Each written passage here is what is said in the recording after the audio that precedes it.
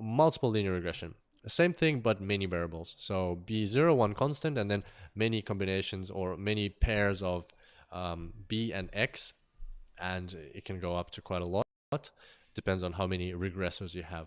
Here, once again, you got a dependent variable, Y, so something you're explaining.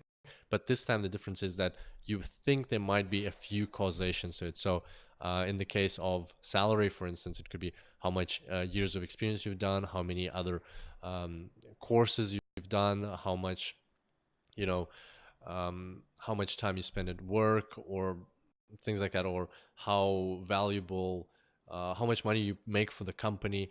In terms of a student and his grade, so if your dependent variable is what grade does the student get, then in the independent variables could be how much the student has studied for the exam, maybe how much he has slept before the exam, how many lectures he has attended throughout the course, and things like that. The constant is still there, and also you got the coefficients.